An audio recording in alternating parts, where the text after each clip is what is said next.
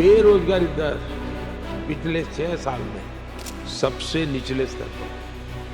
65% of the youth in India are jobless. बहुत संघर्ष से पढ़ा, ट्यूशन पढ़ा के मैं 2012 से ट्यूशन पढ़ा के अभी तक मैं पढ़ाई किया हूँ और मैं कुछ भी हासिल नहीं कर पाया। तो हमारे पर फायर हो गया।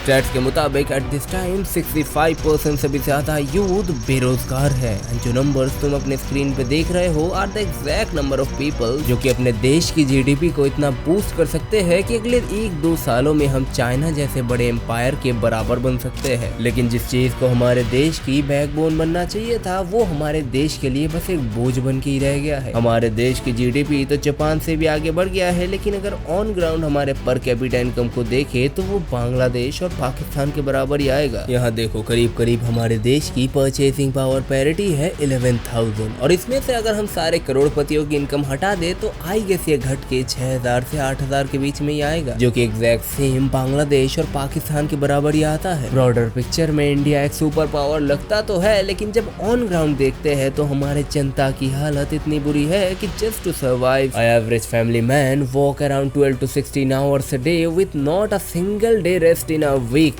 in the hope कि मेरा बेटा जब बड़ा होगा तब मैं आराम से बैठ सकूंगा। लेकिन बेटा 25-26 साल का होते हुए भी कोई नौकरी नहीं है। एक अच्छे कॉलेज से पास आउट होते हुए भी मेजॉरिटी आर अनएम्प्लॉयड और जिनकी बात थोड़ी बहुत भी आगे चली है ऑफर लेटर आने के बाद कोई रिस्पॉन्स नहीं। Skill issues, lack of work experience, communication skills की कमी होना जैसे एक्सक्यूजेस देके कैंडिडेट रिजेक्टेड। इतना सब कुछ फेस करने के बाद एक जॉब मिलता भी है तो एक ऐसा सैलरी ऑफर किया जाता है जिससे तुम्हारे पिता ही पहले ज्यादा कमाते थे। अब उस सैलरी से तुम एजुकेशन लोन पे करोगे, घर के खर्चे संभालोगे या खुद के खर्चे संभालोगे। अभी के टाइम में कोई भी एक एवरेज जॉब की सैलरी 2.5 से 3 लाख के बीच में ही मिलता है। अब एट दिस सैलरी वो लड़का करेगा तो करेगा क्या, जहाँ हर साल 6% के रेट से इन्फ्लेशन ग्रो कर रहा है, ऊपर से इतनी कम सैलरी। ये तो थी उन लोगों की स्टोरी जिन्हें एक नौकरी मिलता भी है, लेकिन आई थिंक मैंने जो वीडियो के शुरू में कहा था तुम वो भूले नहीं। 65% of the youth in India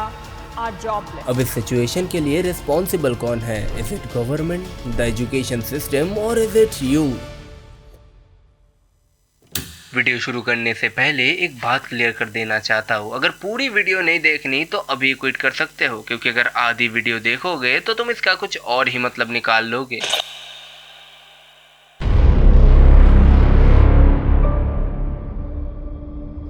कहानी शुरू होता है 10वीं के बाद, जब एक स्टूडेंट फुल कॉन्फिडेंस के साथ साइंस स्ट्रीम ऑप्ट करता है इस होप में कि जब वो पढ़ाई लिखाई खत्म करके एक अच्छा डॉक्टर या इंजीनियर बनेगा तो वो अपने फैमिली को उस पॉवर्टी से निकाल पाएगा जो कि वो अपने पूरे बचपन से देखता आ रहा है। और इसी उम्मीद को लेकर वो स्टूडेंट दिन रात पढ़ाई करता है, जेईई नीट की तैयारी करता है, कोचिंग जाता है, लाखों रुपए एजुकेशन लोन लेता है, बस एक होप पे कि वो इस पॉवर्टी को तोड़ देगा। और जब फाइनली वो 3-4 साल बाद अपना कॉलेज खत्म करता है तब उसे ये सुनने को मिलता है कि तुमने जो सीखा वो आज के समय में रेलिवेंट ही नहीं है। अभी के समय तो सारे बेसिक काम एआई से ही हो जाता है, तो हम तुम्हें क्यों हायर करें? इतने सालों से जो तुमने इतना मेहनत किया, इतना सैक्रिफाइसेस किया, कोई वैल्यू ही नहीं है उनका इनके पास। सारे कोचिंग क्लासेस, स्कूल, कॉलेजेस अपने अपने फीस लेकर चले गए और तुम्हें बीच रास्ते पे खड़ा कर दिया एक टैग के साथ, पढ़ा लिखा ये लड़का।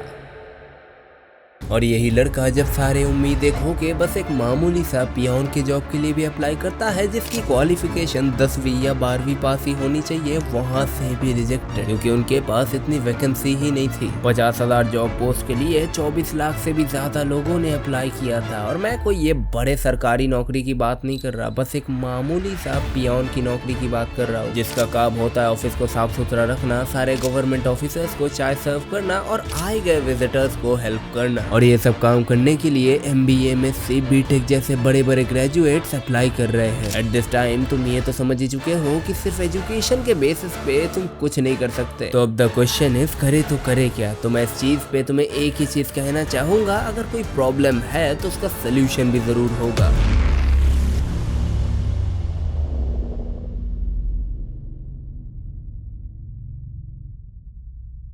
अभी के समय में अगर तुम एक कॉलेज ग्रेजुएट हो और ये सोचते हो कि मैं इस डिग्री के दम पे एक अच्छी खासी जॉब निकाल लूंगा, देन स्टॉप। जो डिग्री तुम्हें कॉलेज पास आउट होने के बाद दिया जाता है, nowadays it don't hold any value itself just because कि वो डायनासोर के एरा का नॉलेज कंटेंट करता है। सिंपली एक बात मैं समझा दूं तो अभी के समय में इट्स यूजलेस अनलेस तुम एक डॉक्टर बनना चाहते हो, क्योंकि ह्यूमन बॉडी तो आज भी वैसे ही काम करता है जैसा 1000-2000 साल पहले भी करता था। लेकिन हमारी टेक्नोलॉजी जिसमें आज आर्टिफिशियल इंटेलिजेंस आ जाता है तो कल खुद ब खुद चलने वाली गाड़ियां आ जाती है। इसीलिए तुम लॉजिकली सोचो ना, जिस रेट से हमारा टेक्नोलॉजी इवॉल्व कर रहा है क्या उसी सेम रेट से या उसके आसपास भी हमारा सिलेबस भी इवॉल्व कर रहा है। स्कूल कॉलेजेस में हमें स्टिल HTML कब आया था, किसने इन्वेंट किया था और किस वजह से इन्वेंट किया था, ये सब रटवाने में बिजी है रादर देन उसे अच्छे से सिखा के इम्प्लीमेंट करने के। इसीलिए एट द ईयर ऑफ 2025 पढ़ाई को जितना कम वक्त हो सके उतना दो, just to pass out. Your primary goal is to constantly improving and learning new skills. Focus on building high value skills. तुम इस दुनिया को जितनी वैल्यू प्रोवाइड करोगे तुम्हारा नेटवर्क भी उतना ही होगा। इसे एक एग्जाम्पल के साथ समझते हैं।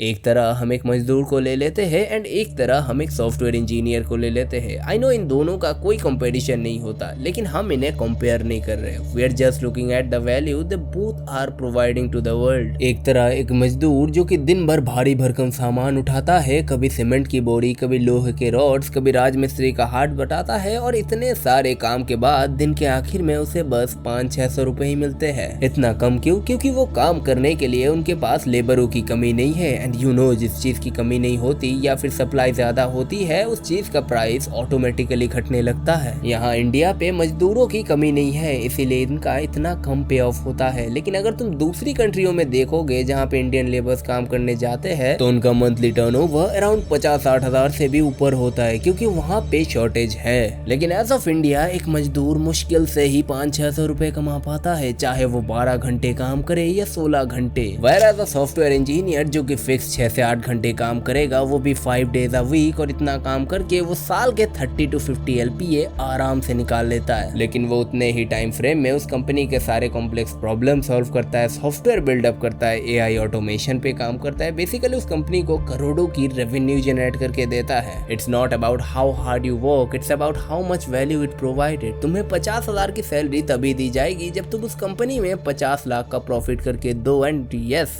This is reality. We all focus is on quantity over quality. हम सबको पता है कि हमारी कम्युनिकेशन स्किल्स अच्छी नहीं है, हम सामने वाले का पेन पॉइंट समझ नहीं पाते। तो ये जस्ट एक्सेप्ट करने से कुछ होने वाला तो है नहीं। You have to understand how to communicate with people. सामने वाले की दिक्कत को अगर तुम समझ ही नहीं पाओगे तो तुम उसके लिए किस काम के रहोगे। जस्ट थिंक कि एक एवरेज कॉलेज गोइंग स्टूडेंट अपने 6 सेमेस्टरों में क्या करता है। वो गर्लफ्रेंड के साथ बाबू सोना करता है, लेक्चर्स अटेंड करता है, उन्हें रिवाइज करता है, दोस्तों के साथ बकचोदी करने निकल जाता है, दैट्स इट। अब ये सब करके जब 3-4 साल बाद वो कॉलेज पास आउट होकर अपने इंटरव्यू देने जाएगा तब उससे पूछा जाएगा what skill do you have. तब उसे समझ में आएगा कि अपने पूरे कॉलेज लाइफ को उसने पढ़ाई और एंजॉयमेंट के सिवाय कुछ नहीं किया। और पढ़ाई भी ऐसी की है कि सेमेस्टर 1 में जो पढ़ाया गया था वो सेमेस्टर 6 आते आते तुम भूल भी चुके होगे। स्टडीज आर इम्पोर्टेंट, लेकिन अभी के समय में स्टडीज को जितना कम हो सके उतना कम टाइम दो। Your majority time should be invested on building high value skills and constantly upgrading yourself. And the most important, AI के साथ मिलजुल के काम करना सीखो, बजाय इस डर में रहने के कि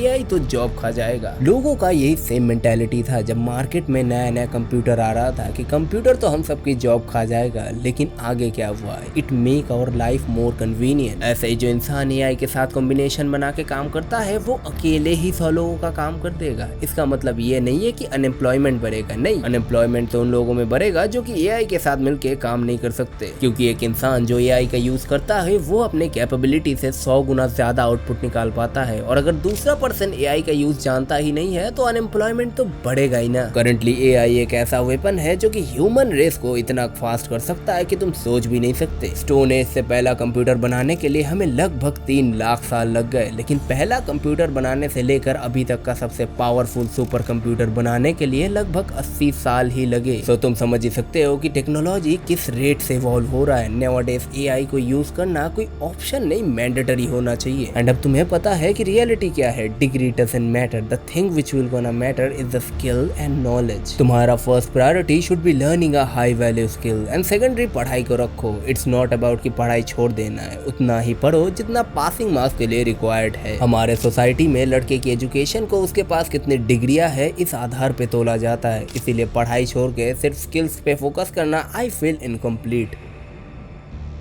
ये था अनएम्प्लॉयमेंट सीरीज का फर्स्ट चैप्टर। इस सीरीज में टोटल 4 चैप्टर होंगे, जिसका फर्स्ट चैप्टर में तुमने समझा व्हाट इज रियलिटी एंड तुम्हें करना क्या है। अगले चैप्टर में मैं तुम्हें समझाऊंगा what are the most high paying skills in the world and how you can learn it to land your first job. Till then, over and out.